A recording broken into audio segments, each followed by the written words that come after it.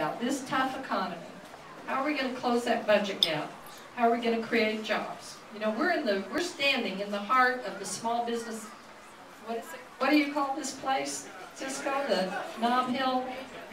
The People's Republic? The People's Republic of Nob Hill is the People's Republic of small business. Yeah. Every place you go in this district, right, Counselor, is a small business. Hey Johnny's, you know, Satellite Coffee, you know, Il Vicino, all down there, O'Neill's Pub. This is it. And we have to support local businesses in a way we never have before. Now, it might not all be retail like Nob Hill. Research and development, alternative energies, our film industry, all of those things create a small business community in New Mexico. That's how we're going to create jobs, because I'm telling you, the days of getting the land and the big fish, they're on ice right now. Companies are not moving, and we don't have the incentives to bring them here. So we have to make sure that we're shoring up, supporting entrepreneurship, creating tax credits for small businesses that create jobs. Joining up with the healthcare reform bill, where you get a tax credit providing health care for your employees. Making sure that we bundle those things up and give those incentives to small business to create job after job after job. To support our film industry. You know, you've all probably been in some neighborhood in Albuquerque where they filmed a movie, I'll bet. Or In Plain Sight. Or whatever that other movie is. Breaking Bad. Yeah, Breaking Bad.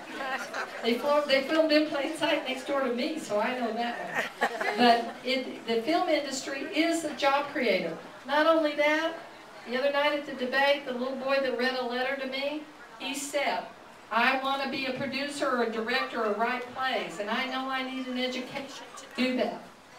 I went to the zoo and met a little girl who was in a summer program, YDI. Guess what she was studying? Filmmaking, 10 years old. CNN, people pushing the reset button, going back to get new skills so they can be part of the film industry. 10,000 people employed in the film industry, and my opponent wants to get rid of incentives for the film industry? I don't think so. We're not going to do it.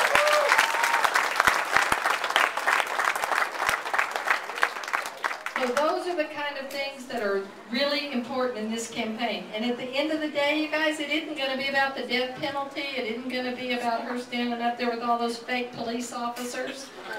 It's going to be about things that matter in people's lives.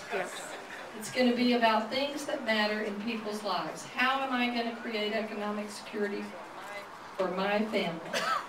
How am I going to make sure that my child gets a quality education?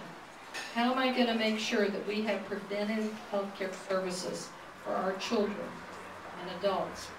How are we going to make sure that New Mexico does their part to make sure we have that public exchange that's going to help us insure 300,000 more people in the state of New Mexico? That's going to take leadership. And it's going to take experience. It's going to take somebody who can work with the Senate, the House, the judiciary to make things happen. The path to that is not one of punishment, prosecution. The path to prosperity is very different from that. My opponent and I have different views of the world. I believe we have a path to prosperity, and it's a path of promise and hope and education. It's a path of job creation for people who are hard, struggling to make ends meet. It is not one of prosecution. 22 years as a district attorney gives you a narrow view of the world. You've seen some of the worst stuff. Some of it you've done some about, and some of it you haven't. And regardless of what my opponent says, we are going to keep plugging forward and talking about those things that matter to our families, because we have a stake in the game too. Let me just say